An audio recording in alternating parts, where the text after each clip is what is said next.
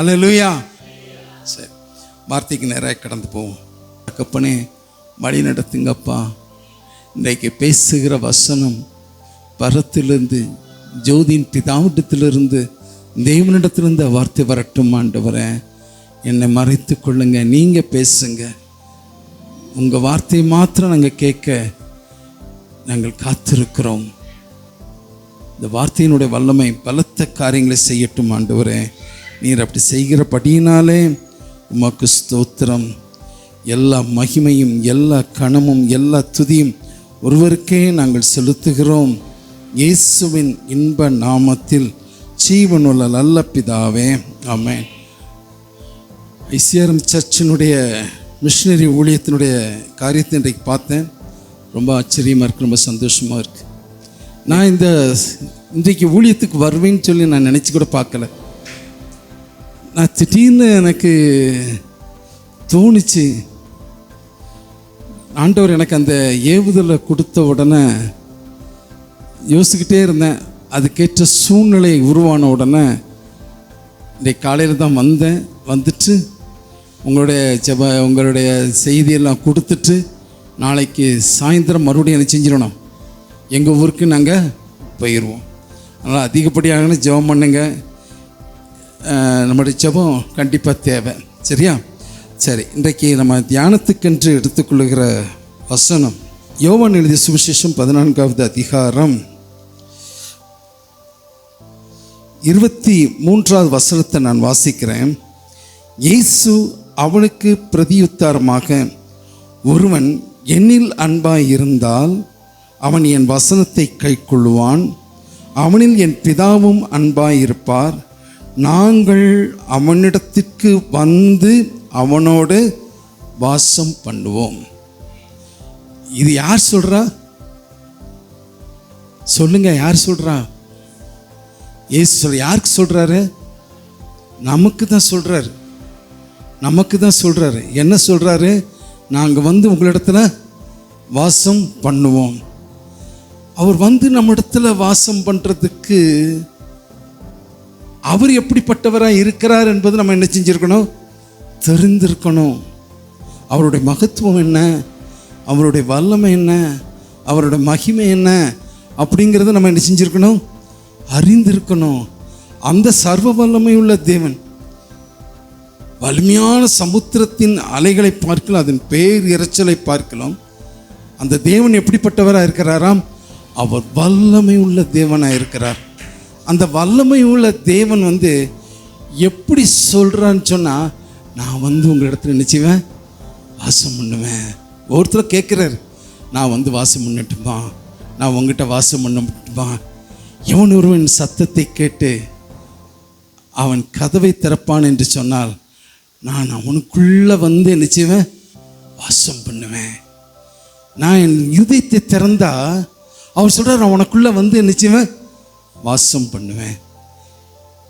அவர் வாசம் பண்ணுறாரு, எனக்குள்ளே இருக்கிறாரு அப்படிங்கிற நிச்சயம் நமக்கு முதலாவது என்ன செஞ்சுருக்கணும், தெரிந்திருக்கணும்.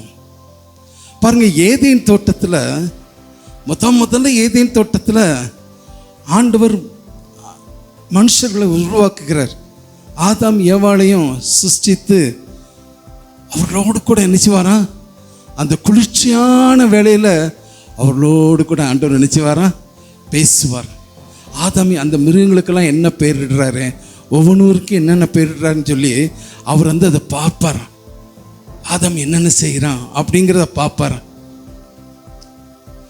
ஆதாம் ஏவாளை படைத்ததுக்கு பிறகு அவங்களோடு கூட உறவாடுகிறதுல தேவன் அவ்வளவு விருப்பம் உள்ளவராய் இருந்தார். அதில் தான் தேவனுடைய அன்பை நம்ம நினைச்ச முடியும், பார்க்க முடியும். ஆனால் என்ன, தேவன் ஒரு காரியத்தை சொல்கிறாரு, ஆதாம்கிட்ட சொல்கிறாரு, இப்போ நான் கூட டெய்லி நான் பேசிக்கிட்டு இருக்கிறேன், உன்னோடு கூட நான் உறவாடிக்கிட்டு இருக்கிறேன், நீங்கள் ரெண்டு பேரும் என்னென்ன பண்ணுறீங்க நான் பார்த்துக்கிட்டு இருக்கேன். ஆனால் நீ ஒரு காரியம் செய்யணும். என்ன செய்ய தெரியுமா? இந்த வனத்தில் இருக்கிற எல்லா மரத்தின் கனியை புசிக்கலாம், ஆனால் ஒரு மரத்தினுடைய கனியை நீ என்ன செய்யக்கூடாது, சொல்லுங்க, புசிக்கக்கூடாது. என்ன எதிர்பார்க்கிறார் சொன்னால், ஆதாம் தன்னை கீழ்ப்படிவானா, தன்னை குறித்து ஒரு பயம் இருக்குமா, ஆரன் தன்னை நம்ம அவரை வந்து எப்படி அவருடைய உள்ளத்தில் அன்பாய் நேசிக்கிறானா அப்படிங்கிறத அவர் பார்க்கறதுக்கு தெய்வம் ஒரு சின்ன டெஸ்ட் வச்சார். அந்த டெஸ்ட்டில் என்ன ஆச்சு சொல்லுங்க? சோழி முடிஞ்சது. என்ன செஞ்சிட்டாங்க? 2 பேரும் பாவம் செஞ்சிட்டாங்க. பாவம் செஞ்ச உடனே இப்போ தேவனால் அவர்களோடு கூட என்ன செய்ய முடியல, இணைத்து கொள்ள முடியல. அவருடைய ஏக்கம் எப்படி இருந்தா அவர்களோடு கூட வாசம் பண்ண விரும்புகிறாரு. எவ்வளவு தான் பரலோகத்தில் கேராபீன்கள் சேராபீன்கள் மத்தியில் அவர் வாசமாக இருந்தாலும், அந்த துதியில் அவர் பிரியமுள்ளவராக இருந்தாலும், பூமியில் தான் உண்டாக்கின மனுஷனிடத்தில் வாசம் பண்ணுகிறதற்கும் அவன் ஏறெடுக்கிற துதிகளிலும் அவன் தன்னை மகிமைப்படுத்துகிற பிரியமுள்ளவராக இருந்தார். இப்போ என்ன ஆயிடுச்சு? பாவத்தின் நிமித்தமாக அவர்களோடு கூட என்ன செய்ய முடியல, ஐக்கியப்பட முடியல.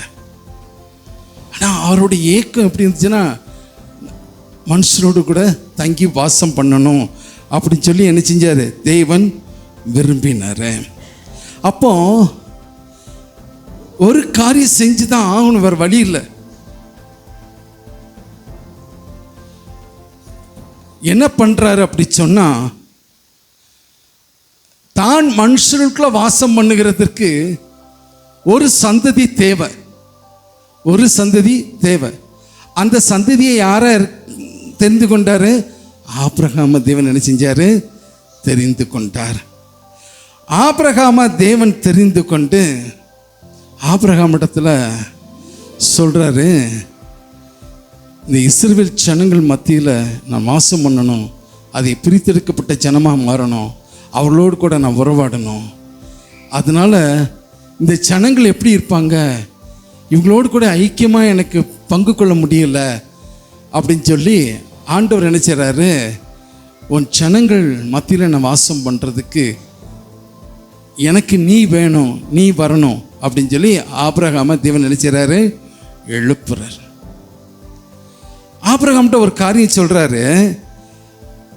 ஆதியாகமம் 15ஆம் அதிகாரம் 12, 14 வாசித்து பார்த்தேன்னு சொன்னால் 400 வருஷம் ஜனங்கள் நினச்சிவாங்க உபத்திரவத்தின் மத்தியில் இருப்பாங்க. அவங்க என்னை நோக்கி கூப்பிடுவாங்க.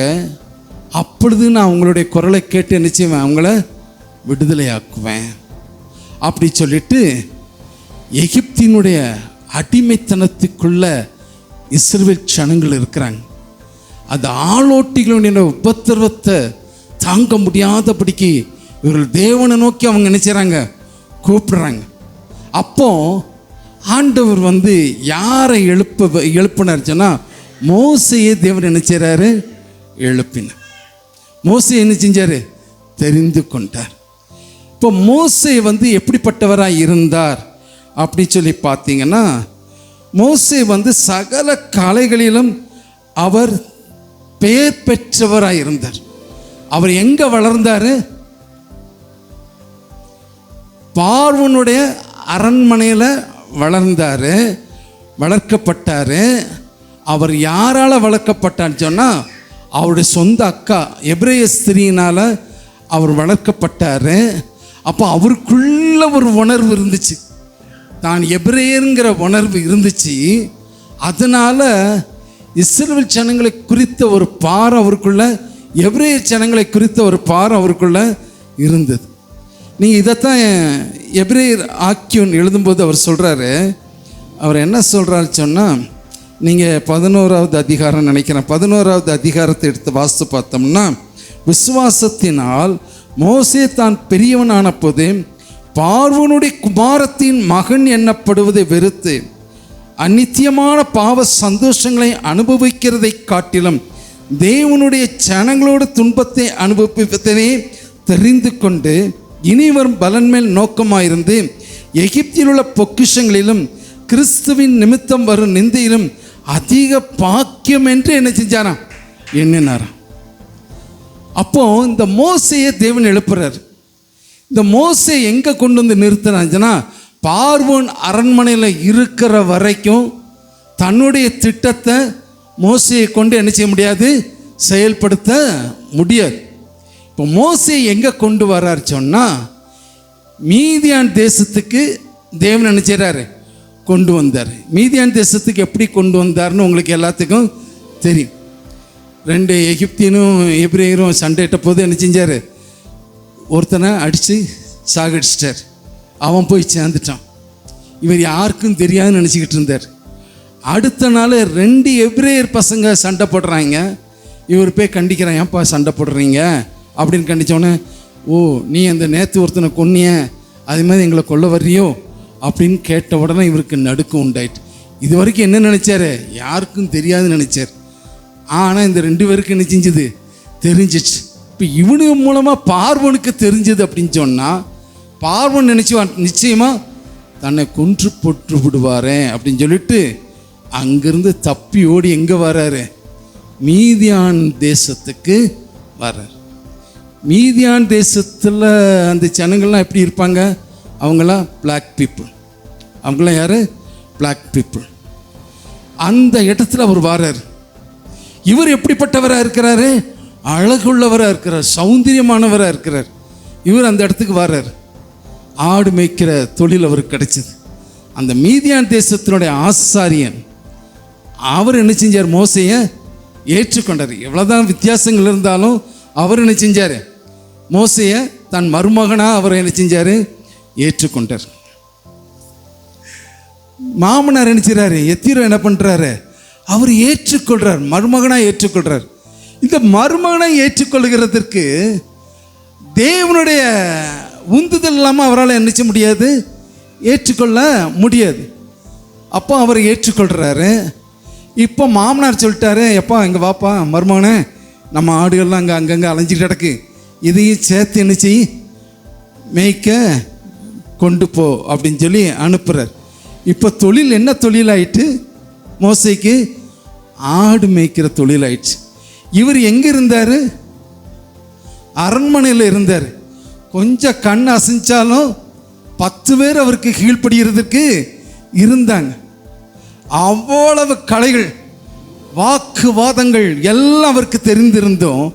கடைசியில் எங்கே போயிட்டாரு, ஆடு மேய்க்கிற தொழிலுக்கு ஆண்டவர் என்ன செஞ்சார், கொண்டு வந்து நிறுத்தினார். இப்போ ஆடை மேய்ச்சிக்கிட்டு இவர் என்ன செய்கிறாரு, ஓரே பர்வதம் வரைக்கும் வாரார். அங்கே வந்து பார்த்த உடனே ஒரு காட்சியை அவர் பார்க்குறார். என்னன்னா, எரிந்திருக்கிற அந்த அக்கினி தணல்ல எரிந்து போகாத அந்த முச்செடியா மோசே என்ன செய்றார் பார்க்குற. இது ஏன் சொல்கிறேங்கிறத பின்னாடி வரும். மோசே என்ன செய்றார் பார்க்குறாரு, ஆச்சரியப்படுறார். என்ன இது இவ்வளவு அக்கினி எரியுது, ஆனால் அந்த செடி எரிந்து போகலையே. அதிசயப்பட்டு அப்படியே மெல்ல அப்படியே நடந்து பக்கத்தில் வர்றார். அப்பந்தான் ஒரு சத்தம் கேட்குது, மோசே மோசே அப்படின்னு சொல்லி என்னச்சது ஒரு சத்தம் கேட்குது. நீ கிட்ட வராத, உன் பாதரட்சை நீ முதலாவது நினச்சி கலட்டி தூர வீசு. இது என்ன அர்த்தம் அப்படின்னா, நீ என் பக்கத்தில் வராத, உன்னால் என் அருகில் நீ நினைச்ச முடியாது, வர முடியாது. உனக்கு இருக்கிற பாதரட்சை கலட்டு, உனக்கு இருக்கிற அசுத்தங்கள், உன்னில் இருக்கிற எல்லாவற்றையும் நீ கலட்டி தூர வீசிட்டு பரிசுத்தமுள்ளவன ஒரு சுத்திகரிப்பு மோசைக்குள்ள என்னச்சது வருது. இப்போ இதே இன்னொரு இடத்துல பார்க்கலாம். பவுல் என்ன செய்றாரு, கிறிஸ்துவ மக்களை துன்புறுத்தணும் அப்படின்னு சொல்லி வேகமாக போறாரு. அப்போஸ்தலர் நடவடிக்கையின் புஸ்தகத்தில் அது வாசிக்கிறோம். அப்போஸ்தலர் நடவடிக்கையின் புஸ்தகத்தில் வாசித்து பார்த்தோன்னா 26வது அதிகாரம் நினைக்கிறேன். வாசிக்கும் பொழுது அங்கே ஒரு வெளிச்சம், சடுதியான ஒரு வெளிச்சம் பவுலை ஆட்கொள்ளுது. அந்த வெளிச்சத்துக்கு முன்னாடி பவுல் நிற்க முடியல. அவர் நினைச்சார், கீழே விழுந்து போறார். விழுந்து போன உடனே ஆண்டவர் பவுலோடு கூட இடைபெறார். சவுலே சவுலே, நீ துன்பப்படுத்துகிற இயேசு யாரு? நான் தான், முள்ளில் உதைப்பது கட்டினும். அந்த வெளிச்சத்தில் சவுலா இருக்கிற பவுலுடைய கண்களில் செதில் இருக்குது. அவரால் அடிச்ச முடிய கண்ணு குருடாக்கப்பட்டபடினால அவர் மேற்கொண்டு எதையும் செய்ய முடியல. அவரை தூக்கி கொண்டு எங்கே போகிறாங்க, பக்கத்தில் இருக்கிற பட்டணத்தில் இருக்கிற சீமோன் வீட்டுக்கு கொண்டு போய் வைக்கிறாங்க. அங்கேயும் அவர் என்ன செய்கிறாரு, 3 நாட்கள் உபவாசித்து செபிக்கிறாரு. அனனியாவை தேவன் எழுப்புறார். நீ போ, பவுல் அங்கே இருக்கிறான், அவன் செபித்து கொண்டு இருக்கிறான். அப்போ என்ன செபித்து கொண்டு பாரு, அங்கே ஒரு சுத்திகரிப்பு பவுலுக்குள்ள நினைச்சது உண்டாகுது. சுத்திகரிப்பு பவுலுக்குள்ள உண்டாக பவுலுடைய கண்கள் மூடப்பட்டு போயிடுச்சு. அவர் எந்த விதத்தில் எதையும் பார்க்க முடியாது. அவர் தேவனை நோக்கி செபிக்கிறார் சொன்னால் அங்கே என்ன நடக்குது அப்படின்னு சொன்னால் அவருக்குள் ஒரு சுத்திகரிப்பு உண்டாகும்படியாக பவுல் என்ன செய்கிறாரு, செபிக்கிறார். ஒரு சுத்திகரிப்பு உண்டானது. இப்போ இந்த அனனியா போய் ஜெபம் பண்ணுறாரு. செதில் கீழே விழுந்தது, பார்வை அடைந்தது, ஞானஸ்நானம் பெற்று அபிஷேகத்தினால நிரப்பப்படுறார். நிரப்பப்பட்ட உடனே தேவனுடைய காரியமாக அவர் என்ன செய்கிறார், சிஷ்டாந்தமாக இயேசு கிறிஸ்துவை பிரசங்கிக்கும்படி அவர் கடந்து போகிறார். அடுத்தது பார்க்குறோம், ஒரு ஏசாயாவை பார்க்குறோம். ஏசாயாவுடைய கண்கள் திறக்கப்படுது. அங்கே பரலோகத்தை அவர் பார்க்குறாரு. அங்கே சிங்காசனத்தில் வீற்றிருக்கிற ராஜாவை பார்க்கிறாரு. அங்கே பரிசுத்த மகிமையை பார்க்கிறாரு, பரிசுத்தத்தை பார்க்கிறாரு. பார்த்தவொடனே ஏசாயா சொல்கிறார், ஐயோ நான் அசுத்த உதடு உள்ளவனாக இருக்கிறேனே, அசுத்த உதடு உள்ள இந்த பரிசுத்தத்துக்குனா நான் எப்படி நிற்க முடியும்? அங்கே ஆண்டவர் என்ன செய்கிறாரு, ஒரு அக்கினி எடுத்து அவன் நாவில் வைத்து அங்கே ஒரு சுத்திகரிப்பு உண்டாகுது. சுத்திகரிப்பு பெற்ற உடனே யார் என் காரியமாய் போவா? ஆண்டவர் அடுத்த கொஸ்டின் என்னது, யாருக்கு? அது வரைக்கும் தேவ சத்தத்தை கேட்கல. இப்போ தேவனுடைய சத்தத்தை அவர் என்ன செய்கிறாரு, ஏசாயா கேட்குறாரு, நான் போகிறேன் ஆண்டவரே. அப்போ பரிசுத்தத்தில் மகத்துவம் உள்ள தேவன், மகிமையில் மகத்துவம் உள்ள தேவன் முச்சடியில் அந்த அனுபவத்தில் மோசே என்ன செய்கிறாரு, கொண்டு வந்து நிறுத்துறாரு. அங்கே மோசைக்குள்ள ஒரு சுத்திகரிப்பு உண்டாகுது. ஏன்னா மோசே குறித்து தேவன் பெரிய திட்டம் வைத்திருந்தார். என்ன திட்டம்? இந்த இஸ்ரவேல் ஜனங்களை எகிப்திலிருந்து கொண்டு வரணும், கொண்டு வந்து அடிமைத்தனத்திலிருந்து மீட்கப்படணும்.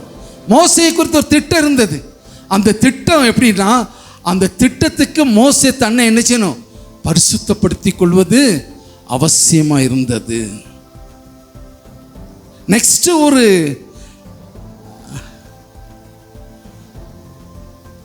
இது எபிரேயர் எழுதிய நிருபத்தில் 11ஆம் அதிகாரத்தில் 23 அதை தான் வாசித்தோம் இல்லையா? அடுத்தது முச்சடி அனுபவத்துக்கு பிறகு மோசே எங்கே கொண்டு நிறுத்துறார் சொன்னால், ஆண்டவர் சீனாய் மலையினுடைய அனுபவத்துக்குள்ள கொண்டு வர்றார். யாத்திராகமம் 19ஆவது அதிகாரத்தில் பார்க்கணும். இப்போ மோசையை தேவன் அழைக்கிறாரு. அழைச்சிட்டு மோசையை பார்த்து சொல்கிறாரு, நீ ஆயத்தமாகி சீனாய் மலையில் நீ வா அப்படிங்கிறார். சீனாய் மலையில் இப்போ மோசே போகிறதுக்கு முன்னாடி ஆண்டவர் மோசையை பார்த்து சொல்கிறாரு, 19ஆவது அதிகாரத்தில் பார்த்தோன்னு சொன்னால், நான் உன்னை இந்த மலைக்கில் உன்னோடு கூட பேசும்படியாக உன்னை அழைக்கிறேன். ஆனால் உன்னுடைய ஜனங்கள் என்னுடைய எல்லை பகுதிக்குள்ள ஒருத்தர் நினைச்ச முடியாது, வரக்கூடாது. இந்த மலையை சுற்றி ஒரு எல்லை பகுதியை ஆண்டவர் வைக்கிறார். இந்த எல்லைக்குள்ளே யாரும் என்ன செஞ்சிடக்கூடாது, பிரவேசிக்க கூடாது. அப்படி மீறி பிரவேசித்தால் அவன் நிச்சயமா என்ன செய்யணும் சொல்லுங்க, கொல்லப்படணும், அவன் சாகடிக்கப்படணும். ஏன்னா அந்த பரிசுத்தத்துக்கு முன்பாக யாரால நிற்க முடியாது, நிற்க முடியாது. இந்த ஜனங்களால் நிற்க முடியாது. மோசையை பார்த்து சொல்ல, அவன் ஜனங்களை எச்சரிக்கை பண்ணு, ஒருத்தரையும் மலை அடி வரத்துக்குள்ள என்ன செஞ்சிடக்கூடாது, வரக்கூடாது. நான் மட்டும்தான் அவங்க கூட என்ன செய்யணும், பேசுவேன், நீ மட்டும்தான் என்கிட்ட வரணும். இப்போ மோசே என்ன செய்கிறாரு, அவர் அந்த தேவனோடு கூட பேசும்படியாக அவர் கடந்து போகிறாரு. இப்போ இந்த ஜனங்களுக்கு ஒரு பயம் உண்டாகுது. நீங்கள் பாருங்கள், உபாகமம் 5ஆவது அதிகாரம் 24 27 வசனம் வரைக்கும் வாசிக்கிறேன். உபாகமம் 5ஆவது அதிகாரம் 24 27 வசனம் வரைக்கும் வாசிக்கிறேன். இதோ நம்முடைய தேவனாகிய கர்த்தர் தம்முடைய மகிமையும் தம்முடைய மகத்துவத்தையும் காண்பித்தார். அக்கினியின் நடுவிலிருந்து உண்டான அவருடைய சத்தத்தை கேட்டோம். தேவன் மனுஷனோடு பேசியும் அவன் உயிரோடு இருக்கிறதை நாளிலே கண்டோம். இப்பொழுது நாங்கள் சாவானேன், இந்த பெரிய அக்கினி எங்களை பட்சிக்குமே. நாங்கள் இன்னும் நம்முடைய தேவனாகிய கர்த்தருடைய சத்தத்தை கேட்போமாயில் சாவோம். நாங்கள் கேட்டது போல அக்கினியின் நடுவிலிருந்து பேசுகிற ஜீவனுள்ள தேவனுடைய சத்தத்தை மாம்சமானவர்களில் யாராவது கேட்டு உயிரோடு இருந்தது உண்டோ? நீரே சமீபத்திற்கு போய் நம்முடைய தேவனாகிய கர்த்தர் சொல்வதை எல்லாம் கேட்டு, நம்முடைய தேவனாகிய கர்த்தர் சொல்வதை எல்லாம் நீர் எங்களுக்கு சொல்ல வேண்டும். நாங்கள் கேட்டு அதன்படி செய்கிறோம். இப்போ ஜனங்கள் என்ன சொல்கிறாங்க அப்படி சொன்னால், ஐயா நாங்கள் பக்கத்தில் வர பிரியப்படலை, அந்த சத்தத்தை எங்களால் கேட்க முடியாது, அந்த சத்தத்தை கேட்டு நாங்கள் உயிரோடு நினைச்ச முடியாது, இருக்க முடியாது, அவருடைய எல்லைக்குள்ளே எங்களால் வர முடியாது, நாங்கள் எல்லைக்குள்ளே வந்தால் நாங்கள் செத்து போயிடுவோம். அதனால் மோசையை பார்த்து சொல்கிறாங்க ஜனங்க, நீங்கள் போய் என்ன செய்யுங்க, தேவனிடத்தில் பேசுங்க, நீங்கள் போனால் போதும். இப்போ யார் தான் பேச முடிஞ்சது ஆண்டவரோட? மோசே ஒரு ஆள் மாத்திரம்தான் தேவனோடு கூட பேச முடியும். மற்ற யாராலும் என்ன செய்ய முடியல, பேச முடியல. அவர் எந்த அளவுக்கு பார்த்தீங்கன்னா, மோசே அந்த தேவனிடத்திலிருந்து வரும்பொழுது அவரோட முகம் எப்படி இருந்தது? பிரகாசமாக இருந்தது. அந்த முகத்தை கூட இஸ்ரவேல் ஜனங்களால் என்ன செய்ய முடியல, பார்க்க முடியல. அந்த மகிமையை கூட இஸ்ரவேல் ஜனங்களால் பார்க்க முடியல. இஸ்ரவேல் ஜனங்களால் பார்க்க முடியாது இருக்கிறதுனால மோசே தன்னுடைய முகத்தை அவர் என்ன செஞ்சாராம், மூடிக்கொண்டார் என்று சொல்லி பார்க்கணும். இந்த தேவன் எப்படிப்பட்டவராக இருக்கிறாருங்கிறதான் இவ்வளவு சொல்கிறேன். இப்போ சீனாய் மலையினுடைய ஒரு அனுபவம் என்ன அப்படி சொன்னால், மோசே ஒரு ஆள் மாத்திரம்தான் அந்த சமூகத்தில் அவரோடு கூட பேச முடியும், வேற யாராலையும் என்ன செய்ய முடியல, பேச முடியல. இதை குறித்து எபிரேயர் ஆக்கியன் எழுதும் பொழுது நீங்கள் எபிரேயர் 12ஆம் அதிகாரம் 18-21 வசனம் வரைக்கும் வாசிக்கிறேன். எபிரேயர் 12ஆவது அதிகாரம் 18-21 வசனம் வரைக்கும் வாசிக்கிறேன். அன்றியும் தொடக்கூடியதும் அக்கினி பற்றி எரிகிறதுமான மலையினிடத்திற்கும் மந்தார இருள் பெருங்காற்று ஆகிய இடத்திற்கும் எக்காலம் முழக்கத்தின் இடத்திற்கும் வார்த்தைகளுடைய சத்தத்தின் இடத்தும் நீங்கள் வந்து சேரவில்லை. அந்த சத்தத்தை கேட்டவர்கள் பின்னும் தங்களுக்கு வார்த்தை சொல்லப்படாதபடிக்கு வேண்டிக் கொண்டார்கள். ஏனெனில் ஒரு மிருகமாகிலும் மலையை தொட்டால் அது கல்லெறி உண்டு அல்லது அன்பினாலே எய்யுண்டு சாக வேண்டும் என்று சொல்லப்பட்ட கட்டளையை சகிக்க மாட்டாத இருந்தது. மோசையும் சொல்றாரு, நான் மிகவும் பயந்து நடுங்குகிறேன் என்று சொல்லத்தக்கதாக அந்த காட்சி அவ்வளவு பயங்கரமாக இருந்தது. பாருங்க, அந்த சர்வ வல்லமையின் தேவன் அந்த சீனாய் மலையில் நிற்கிறாரு. அந்த மலையை சுற்றிலும் ஒரு பிரகாசமுள்ள ஒரு வெளிச்சம். அந்த சத்தத்தை கேட்குறது எப்படின்னா, ஒரு இடி முழக்கம் போல சத்தம். அந்த சத்தத்துக்குள்ள, அந்த மகிமைக்குள்ள ஒரே ஒரு நபரால் தான் போக முடிந்தது. அது யார் கேட்டால் மோசே ஒரு மாத்திரம்தான் அவர் அண்டையில் கிட்டி சேர முடிந்தது. மற்ற எந்த மனுஷனாலையும் கிட்டி சேர முடியல. இப்போ ஆனால் ஆண்டவருடைய ஏக்கம் என்னன்னா, மனுஷனோடு கூட வாசம் பண்ணணும், மனுஷனோடு கூட பேசணும்னு சொல்லி அவர் விரும்புகிறார். இப்போ மோசையை பார்த்து ஆண்டவர் சொல்றாரு, யாத்ராகமம் 25வது அதிகாரம் 8வது வசனத்தை வாசித்து பார்த்தீங்கன்னு சொன்னால், நான் அவர்கள் நடுவே வாசம் பண்ண எனக்கு ஒரு பரிசுத்த ஸ்தலத்தை ஆயத்தப்படுத்து. இப்போ எங்கே வருது அப்படி சொன்னால், அடுத்தாப்புல ஆண்டவர் அடுத்த ஸ்டெப்புக்கு வர்றாரு. இந்த ஜனங்களோடு கூட பேசணும். அதனால் நீ என்ன செய், ஒரு ஆசாரிப்பு கூடாரத்தை நீ ரெடி பண்ண. ஒரு ஆசாரிப்பு கூடாரத்தை என்ன செய்யணும், ரெடி பண்ணும். அந்த ஆசாரிப்பு கூடாரம் எப்படி இருக்குன்னா, அதனுடைய மாதிரியை தேவன் சொல்கிறார்.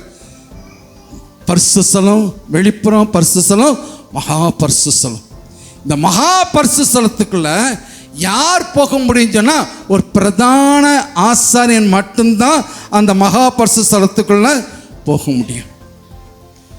மகா பரிசுத்த ஸ்தலத்துக்குள்ள போக முடியும். அது எப்படி போகணும்? அந்த பிரதான ஆசாரியன் சர்வாங்க தகன பலிகளை செலுத்தி தன்னை முழுவதும் பரிசுத்தப்படுத்தி அந்த பரிசுத்த ஸ்தலத்துக்கு போறதுக்கு முன்னாடி அவர் என்ன செய்யணுமா, தன் இடுப்பை சுற்றிலும் கயிறு கட்டி, அந்த கயிறில் என்ன தொங்க விடுவாங்க, மணியை தொங்க விடுவாங்க.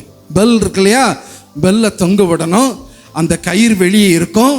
இவர் என்ன செய்வார், அப்படியே ஆடி ஆடி எந்திரிச்சணும், உள்ளே போனோம். அந்த பெல் சத்தம் கேட்கும். இந்த பெல் சத்தம் கேட்டுச்சுன்னா இந்த ஆசாரியன் தேவனோடு கூட பேசிக்கிட்டு இருக்காருன்னு அர்த்தம். இந்த பெல் சத்தம் நின்றுடுச்சுன்னு வச்சுக்கோங்களேன், இந்த ஆசாரியன் செத்தான், இந்த ஆசாரியன் இறந்து போயிட்டான். ஏன்னா அவருக்குள்ள சின்ன பரிசுத்த குறைவு இருந்தது அப்படின்னு சொன்னால், அந்த பரிசுத்தமுள்ள தேவனுக்கு முன்பாக அவரால் நிற்க முடியாது, நிற்க முடியாது. அந்த பரிசுத்தத்தில் நிற்க முடியாதனால அவர் செத்து போயிடுவார். நீங்கள் அது அந்த அளவுக்கு அவர் பரிசுத்தத்தில் வைராக்கியமுள்ள தேவனாக இருக்கிறார். அந்த அளவுக்கு அவரை சுற்றிலும் ஒரு க்ளோரி இருந்தது, அந்த மகிமை இருந்தது, அந்த வெளிச்சம் இருந்தது. அந்த வெளிச்சத்துக்கு முன்னாடி யாராலும் நிற்க முடியல, நிற்க முடியாது.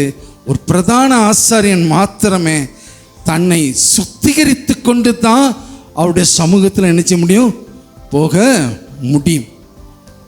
ஏன் சொன்னால், ஏசாயா 59வது அதிகாரத்தில் நீங்கள் வாசித்து பார்த்தீங்கன்னா, 1-2 வசனத்தை வாசித்து பார்த்தீங்கன்னா, உங்கள் பாவங்களே தேவனுக்கும் மனுஷருக்கும் தடையாக இருக்குது.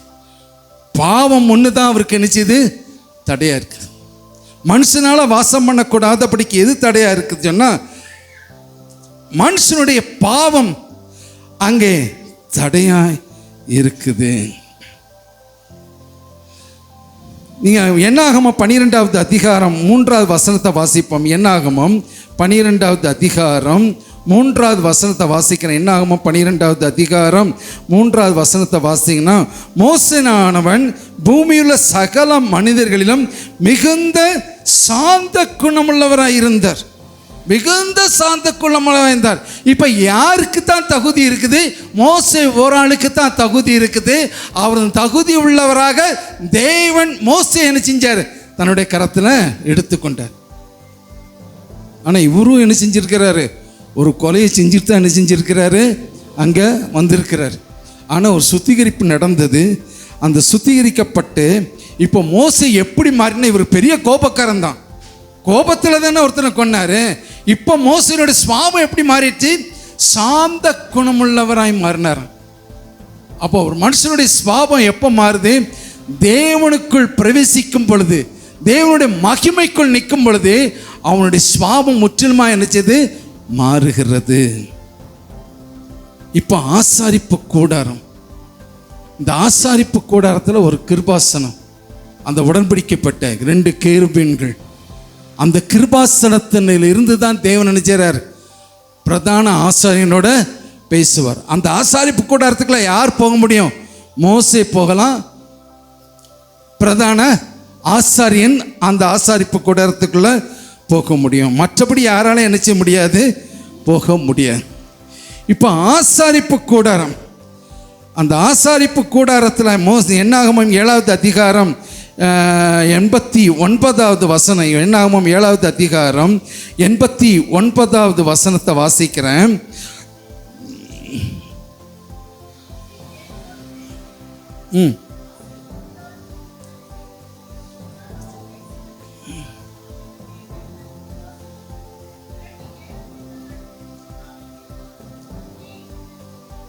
அங்கே இருந்து அவனோடு கூட தேவன் நினைச்சு வாராம், பேசுவாராம். அந்த கேருபீன்கள் மத்தியிலிருந்து தான் தேவன் என்ன செஞ்சார், மோசையோடு பேச ஆரம்பித்தார். இப்போ தாவீதினுடைய காலத்துக்கு வர்றோம். இப்போ தாவீதினுடைய காலத்திற்கு வரும்பொழுது தாவீது என்ன பண்ணுறாருன்னா, நீங்கள் 2 சாமுவேல் புஸ்தகம் 2 சாமுவேல் இல்லை, நீங்கள் ஒரு காரியத்தை எடுத்துக்கலாம். சங்கீதம் 132 13-14 எடுத்து வாசித்து பார்த்தேன்னு சொன்னால், சங்கீதம் 132 13-14.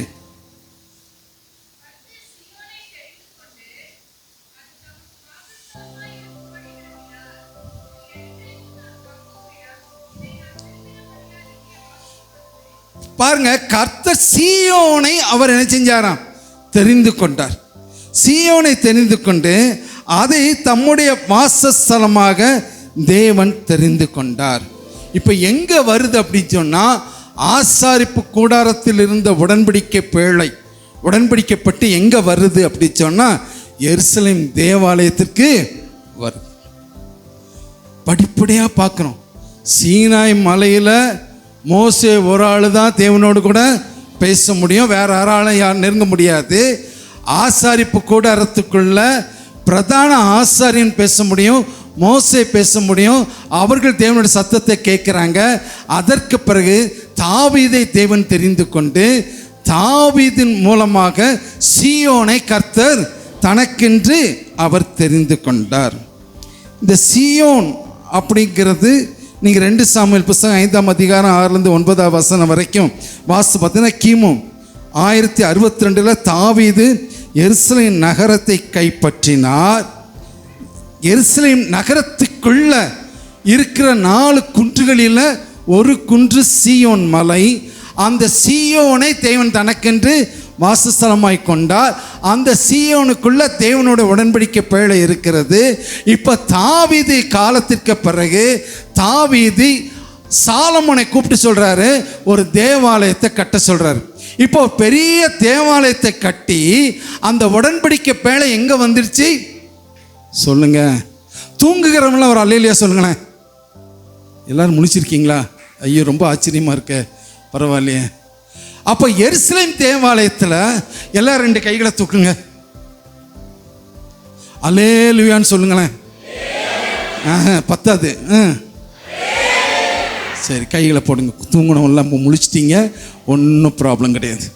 இப்போ எருசலேம் தேவாலயத்துக்குள்ள என்ன வந்துருச்சு? உடன்படிக்கை பேழை வந்துருச்சு.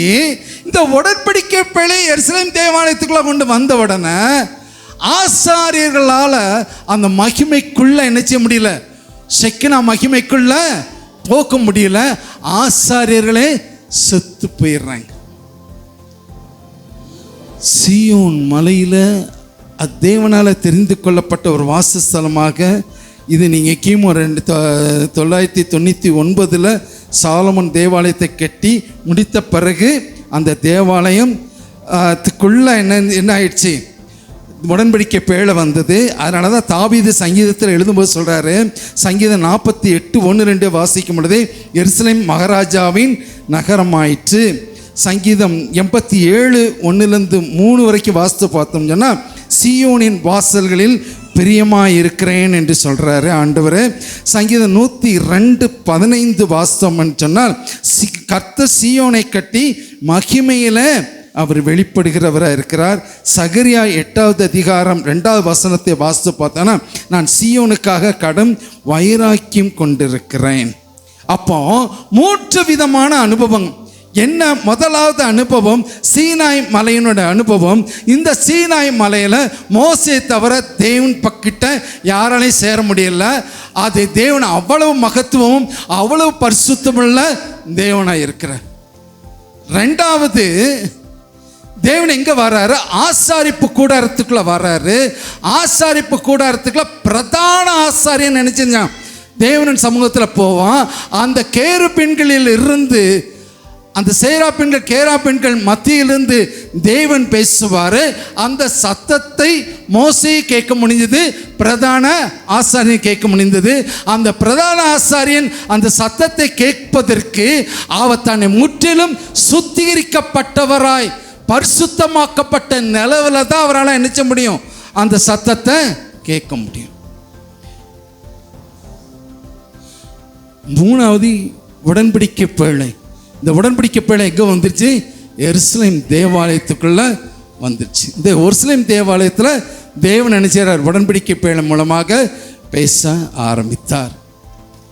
காரணம் என்ன அப்படின்னா, இப்போ ஆண்டவர் பார்க்குறாரு, இந்த மனுஷனோடு நம்மளால் கிட்ட சேர முடியல. அப்படி தடையாக இருக்கிற காரியங்கள்லாம் என்ன? மனுஷனோடு கூட வாசம் பண்ணுகிறதற்கு, மனுஷனோடு கூட உறவாடுகிறதற்கு எதெல்லாம் தடையாக இருந்தது அதை பார்க்கணும்ல. முதலாவது ஏசாயா 59வது அதிகாரம் 1-2 வசனத்தை வாசித்து பார்த்தோன்னா, பாவம் அவர்களுக்கு தடையாக இருந்தது. இரத்தம் சிந்துதல் இல்லாமல் பாவ மன்னிப்பு கிடையாது. இந்த பரிசுத்த இரத்தம் என்ன செய்யணும்? சிந்தப்படணும். அப்போ புதிய ஏற்பாட்டு காலத்தில் இந்த பாவ மன்னிப்பு யார் மூலமாய் கிடைக்க வேண்டும் என்று சொன்னால் இயேசு கிறிஸ்து ஒருவர் மாத்திரமே பரிசுத்தம் உள்ளவராக இருக்கிறபடினாலே அவருடைய பரிசுத்த இரத்தத்தினால் மாத்திரமே ஒரு பாவ மன்னிப்பின் நிச்சயத்தை நிச்சய முடியும், கொடுக்க முடியும். இந்த இயேசு தான் பிதாவிடத்தில் கேட்குற, எனக்கு ஒரு சரீரத்தை ஆயத்தப்படுத்தி.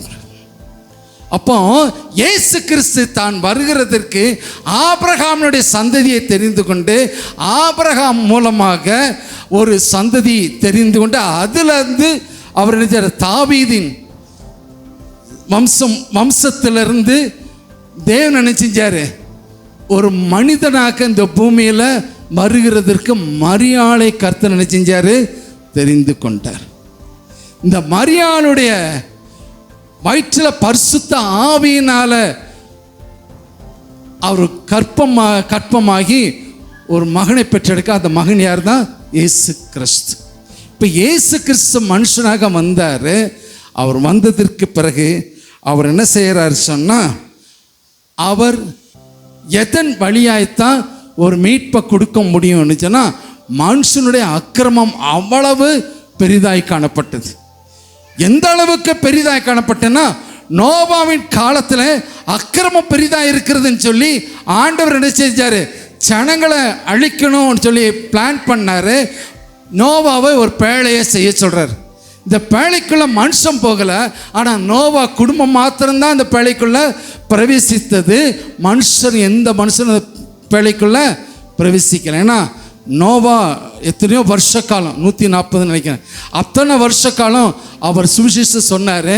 நோவாவை கேவலமாக தான் பார்த்தாங்களோ இல்லையா, எந்த மனுஷனும் பேழைக்குள்ளே என்ன செய்யலை? பிரவேசிக்கலை. மிருகங்கள் ஜோடி ஜோடியாக உள்ள பிரவேசித்தது, அது காக்கப்பட்டது. கடைசியில் வெள்ளம் வந்தது. தேவன் மனுஷர்களை வெள்ளத்தினால அழித்தாரு. மனம் மாறுகிறாரு. இனி இந்த வெள்ளத்தை கொண்டு நான் ஜனங்களை அழிக்க மாட்டேன்னு சொல்லி ஒரு வானவில்லை தனக்கு உடன்படிக்கையாய் வைத்து கொண்டார். அதற்கு பிறகு நோவா காலத்திற்கு பிறகு ஒரு வம்சம் உருவானது.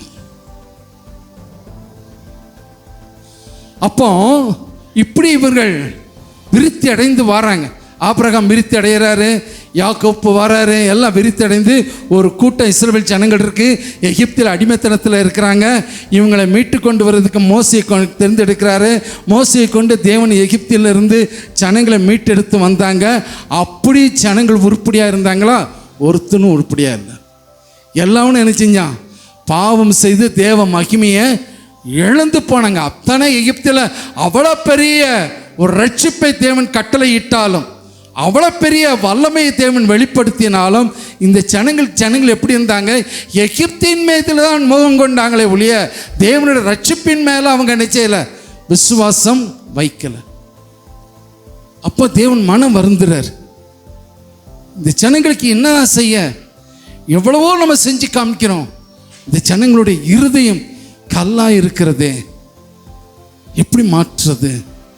அப்போ இதுக்கு ஒரே வழி என்னன்னு சொன்னால், பரிசுத்த இரத்தம் என்ன செய்யணும்? சிந்தப்படணும்.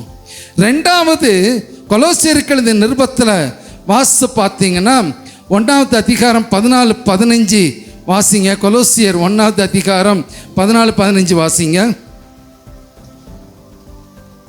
இரத்தத்தினால பாவம் மன்னிப்பாகிய மீட்பு என்ன செய்யணும்? உண்டானது. அப்படி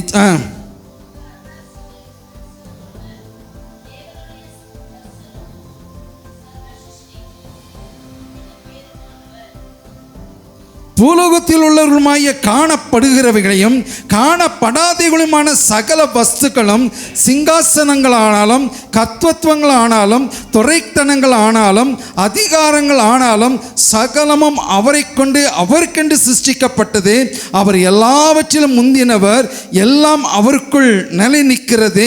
அவரே சபையாகிய சரீரத்துக்கு தலையானவர், எல்லாவற்றிலும் முதல்வராய் இருக்கும்படி அவரே ஆதியும் மரித்தோரிலிருந்து எழுந்த முதற் பெயரானவருமாய் இருந்தார்.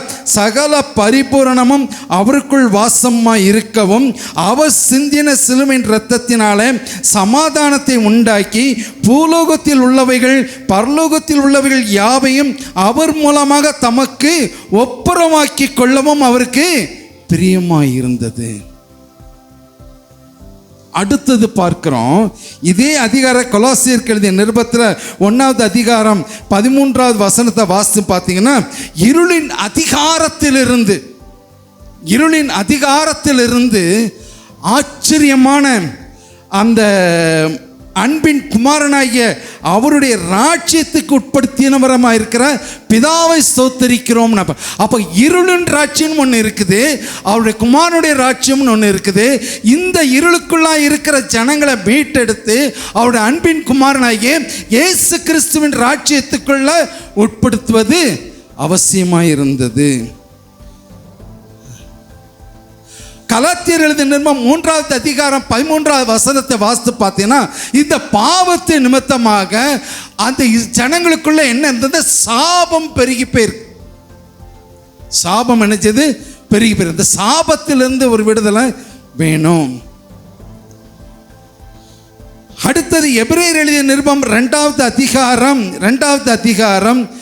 14-15 வசனத்தை வாசித்து பார்த்தோம் சொன்னா, பிள்ளைகள் மாம்சத்தை இரத்தத்தையும் உடையவர்களாக இருக்க அவரும் அவர்களைப் போல மாம்சத்தை இரத்தத்தையும் உடையவரானார். மரணத்தின் அதிகாரியாக பிசாசை தமது மரணத்தினாலே அழிக்கும்படி ஜீவ காலமெல்லாம் மரண பயத்தினாலே அடிமைத்தனத்துக்குள்ளானவர்கள் யாவரையும் அவர் நினைச்சணும் விடுதலை. அப்போ ஒரு மரண பயம் ஒவ்வொரு மனுஷனுக்குள்ள இருந்து, இந்த மரண பயத்திலிருந்து மனுஷன் நினைச்சணும் விடுதலை ஆக்கணும். அடுத்து பார்க்கும் பொழுது வியாதி பெருகி, பாவத்தின் நிமித்தமாக வியாதி பெருகி இருக்கிறது. 1 பேர் 2:24 அவருடைய தழும்புகளால் சுகம் நினைச்சணும் நமக்கு வரணும். அப்போ இது எல்லாம் நீக்கப்பட்டாதான் தேவன் மனுஷனோடு கூட நினைச்ச முடியும், வாசம் பண்ண முடியும். எதெல்லாம் தடையாக இருந்தது? பாவம் தடையாக இருந்தது, சாபம் தடையாக இருந்தது, மரண பயம் தடையாக இருந்தது, பிசாசினுடைய அடிமைத்தனம் தடையாக இருந்தது, வியாதி தடையாக இருந்தது, பயம் தடையாக இருந்தது. இவைகளெல்லாம் மனுஷனை விட்டு விலக்குனா தான் தேவனால் மனுஷனோடு கூட நினைச்ச முடியும், உறவாட முடியும்.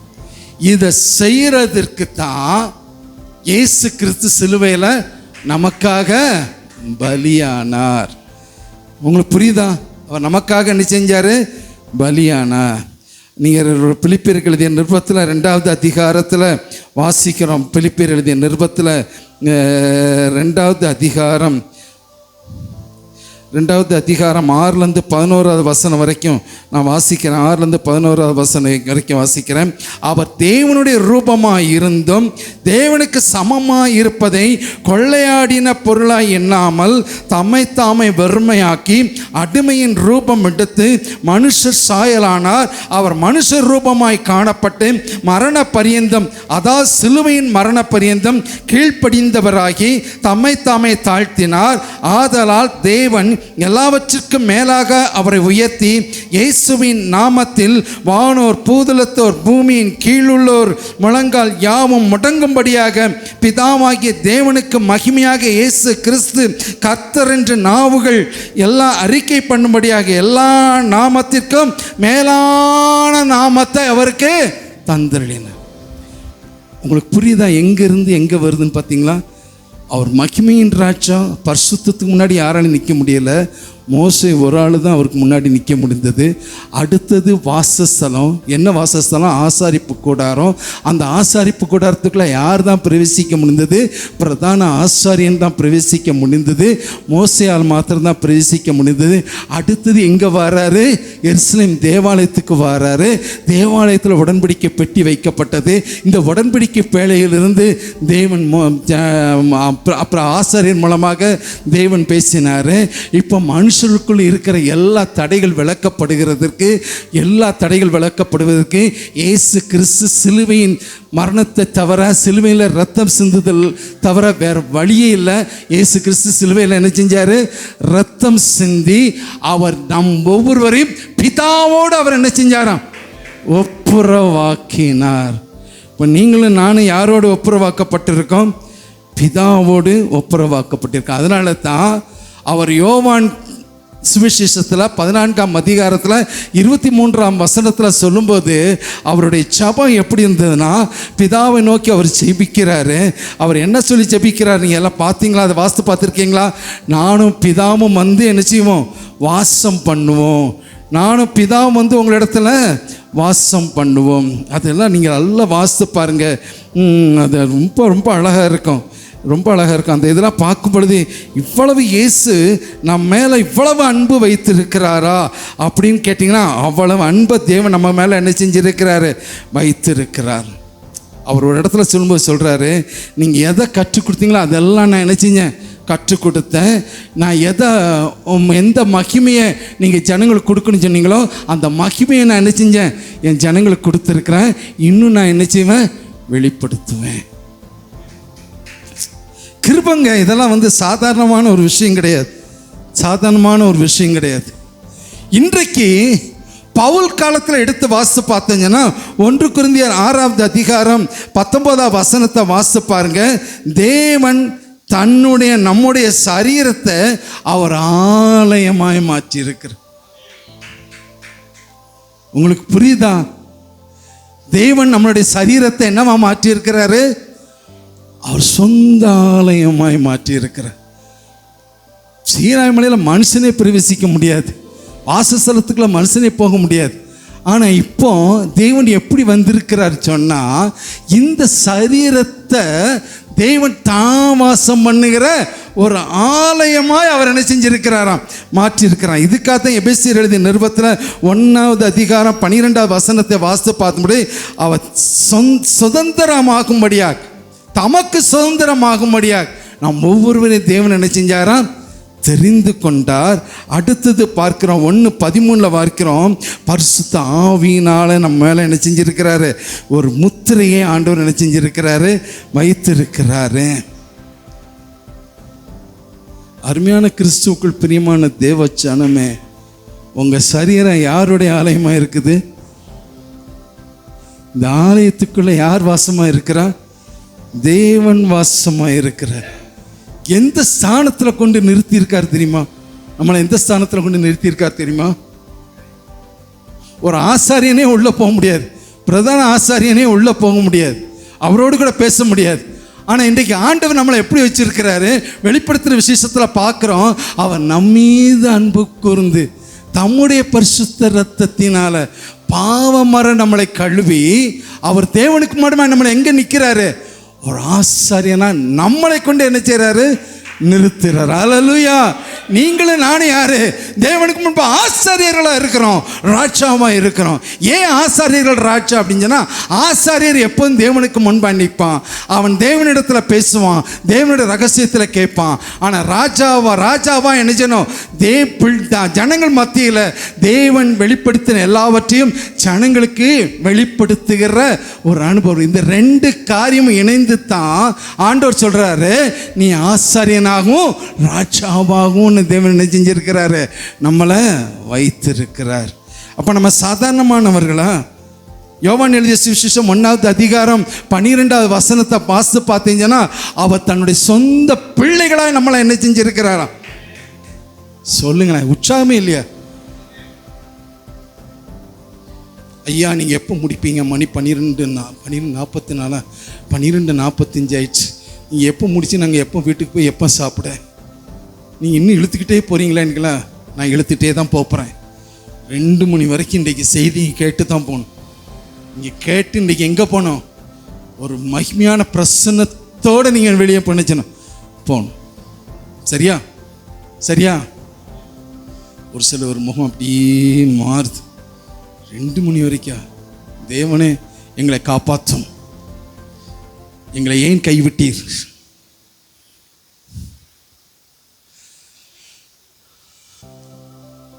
உங்களை ஒவ்வொருவரும் எங்கே மாற்றிருக்காரு தெரியுமா?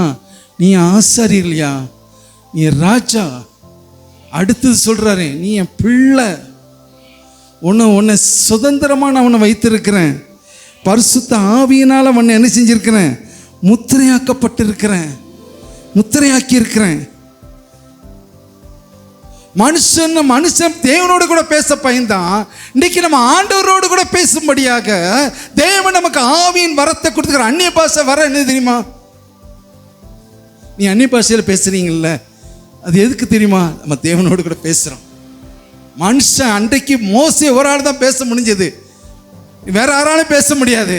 இன்றைக்கு தேவனோடு கூட பேசும்படியாக அவரு தன்னுடைய தூதர்களுடைய பாசையை நம்ம மேல என்ன செஞ்சிருக்கிறாரு, வைத்திருக்கிறாரா. நாம் அவரோடு கூட பேசுகிறோம். அப்போ தமிழில் பேசுனா கேட்க மாட்டாரா? தமிழில் பேசினாலும் கேட்பாரு, ஆங்கிலத்தில் பேசினாலும் கேட்பாரு, ஹிந்தியில் பேசினாலும் கேட்பாரு. இது ஒரு விசேஷத்தை கிருபையை தேவன் நமக்கு என்ன செஞ்சிருக்கிறாரு. அது எது நம்ம ஆவியில் பலன் கொள்ளும்படியாக அவரோடு கூட பேசுகிறது ஒரு அனுபவம் நமக்கு தேவன் நினைச்சார் கொடுத்திருக்கிறார். எவ்வளவு பெரிய கிருபை, எவ்வளவு பெரிய கிருபை. அப்போ இந்த சரீரத்தை தேவன் தனக்கு வாசஸ்தலமாக வைத்திருக்கிறார். அதனால தான் ரோமர் எழுதிய நிருபத்தில் 12ஆம் அதிகாரத்தில் 1வது வசனத்தை என்ன சொல்றாரு சொன்னா, இந்த சரீரத்தை ஜீவ பலியாக ஒப்பு கொடுங்க, இது புத்தி உள்ள ஆராதனை. இந்த சரீரம் ஒரு நாள் எப்படி மாறப்போகுது? இந்த சரீரம் ஒரு நாள் எப்படி மாறப்போகுது? இயேசு கிறிஸ்து வரும் பொழுது இந்த சரீரம் என்ன ஆகும்? மறுரூபமாக்கப்படும். தேவனுடைய சாயல் மிக இருக்குது, அது மறுரூபமாக்கப்பட்டு மகிமையின் மேல் மகிமை அடைந்து ஒரு மணவாட்டியாய் இந்த சரீரத்தில், இந்த மகிமையான சரீரத்தோடு கூட நம் தேவனுடைய ஆலயமாகிய அவருடைய ராஜ்யத்துக்குள்ள நம்ம ஒரு நாள் நினைச்ச போகிறோம், பிரவேசிக்க போகிறோம். என்ன எதிர்பார்த்தேன் தெரியுமா? இப்போ சந்தோஷமா நீங்க களி கூறுவீங்கன்னு எதிர்பார்த்தேன். துக்க வீட்டில் இருக்கிற மாதிரியே இருக்கீங்களே. நீங்க சந்தோஷமா களி கூறுவீங்கன்னு எதிர்பார்த்தேன். துக்க வீட்டில் இருக்கிற மாதிரியே முகத்தை வச்சுட்டு வந்திருக்கீங்களே. சந்தோஷமா இல்லையா? நம்ம மனவாட்டியா போறோங்க. தேவனுடைய ராஜ்யத்தில் எப்படி போறோம்? பரலோகத்தில் அவர் வாசஸ்தலம், பூமியில நாம் அவருக்கு வாசஸ்தலமா இருக்கிறோம். ஹல்லேலூயா, ஹல்லேலூயா. எந்த அளவுக்கு தேவன் தன்னை விட்டு கொடுத்த மனுஷர்மனாகிய நமக்குள்ள வாசம் பண்ணுகிறதற்கு தன்னுடைய சொந்த குமாரன் என்று பாராதபடிக்கு அவரையே தந்திரளி அவர் மூலமாக அந்த சிலுவையின் வழியாக, அந்த இரத்தத்தின் வழியாக நமக்கு ஒரு பெரிய மீட்பை கொடுத்து அவர் நம்மையே வாசஸ்தலமாய் கொண்டிருக்கிறார். சொன்னா நீங்களும் நானும் எப்படிப்பட்டவர்களா இருக்கிறோம்? எப்படிப்பட்டவர்களா இருக்கிறோம்? விசேஷித்தவர்களா இருக்கிறோம். இப்போ இந்த சரீரத்துக்குள்ள நீங்க எல்லாரும் சொல்லுங்க, எனக்குள்ள இயேசு இருக்கிறார். அதனால தான் யோவான் சொல்றாரு, கிருபையும் சத்தியமுமான தேவன் எனக்குள்ளே வாசமாய் இருக்கிறார். அவர் கிருபையும் சத்தியமான தேவன் யாருக்குள்ள வாசமாய் இருக்கிறாரு? எனக்குள்ளே வாசமாய் இருக்கிறார். இந்த சரீரமான தேவாலயத்துக்குள்ள வாசமா இருக்கிறார். நான் ஒவ்வொரு நாளும் என்ன ஜெபம் பண்ண தெரியுமா? காலையில் விடிய காலையில் நான் 3 மணிக்கெல்லாம் இருந்துச்சு ஜெபம் பண்ண ஆரம்பித்தேன்னா, முதல்ல என் சரீரத்தை ஒப்பு கொடுத்துட்டு, எனக்குள்ளே இருக்கிறவர் உலகத்தில் இருப்பவனை காட்டிலும் பெரியவர். அவர் உலகத்தை ஜெயித்தால் நான் ஜெயம் எடுப்பேன், அவர் வியாதியை ஜெயித்தால் நான் ஜெயம் எடுப்பேன், அவர் மரணத்தை ஜெயித்தால் அதனால் நானும் நினைச்சுவேன் ஜெயம் எடுப்பேன். பிசாசின் அடிமைத்தனத்தை முறித்தார், நானும் பிசாசின் அடிமைத்தனத்தை நினைச்சுவேன் முறிப்பேன். எனக்கு அந்த அதிகாரத்தை தேவன் எனக்கு கொடுத்திருக்கிறார்.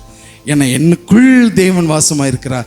அவருடைய மகிமை எனக்கு சொந்தமாயிடுச்சு. அதனால தான் இருள் பூமியை மூடும், காரிருள் சனங்கள் மூடும், கர்த்தர் உன்னோடு கூட இருக்கிறார். அவர் மகிமை உனக்குள்ளே வாசமாக இருக்கு. இந்த மகிமை உன்னிலிருந்து வெளிப்படும். நீ அந்தரங்கமாக ஜெபம் பண்ணுங்க, வெளியரங்கமாக தன் மகிமையை கர்த்தர் நினைச்சுவாரு, வெளிப்படுத்துவார். எப்படி வெளிப்படுத்துறாரு? அவர் எனக்குள் வாசமாக இருக்கிறார். அவர் எப்படி வெளிப்படுத்துறாரு? எனக்குள் வாசமாக இருக்கிற இயேசு கிறிஸ்து தன் மகிமை அவர் நினைச்சுவாரா, நம்மை கொண்டு வெளியரங்கமாய் மாக்குகிறார். அதனால தான் அநேகருக்கு சுவிசேஷத்தை சொல்றதுக்கு தேவன் நம்மளை என்ன செய்றாரு, பயன்படுத்திருக்கிறார். அப்போ இந்த சரீரம் எப்படி இருக்கணும்? 1 பேதுரு 1 அதிகாரம் 13 16 வரைக்கும் வாசிங்க. மனதின் அறையை கட்டி கொண்டு, அது என்ன மொத்தத்தில் என்னன்னா, நம்மளுடைய மனது எப்படி இருக்கணும்? பரிசுத்தம் உள்ளதாய் காணப்படும். மாம்சத்தின் எண்ணங்களுக்கு இடம் கொடுத்துறாதீங்க. பவுல் அழகா சொல்றாரு, என் மாம்சத்தின் எண்ணங்கள் எல்லாம் கல்வாரி சிலுவையில் இயேசுவின் நாமத்தினால அதை என்ன செய்றேன், அறைந்து விடுகிறேன். அது எழும்பத்தான் செய்யும், அது நீ ஜெயம் எடுக்கணும்.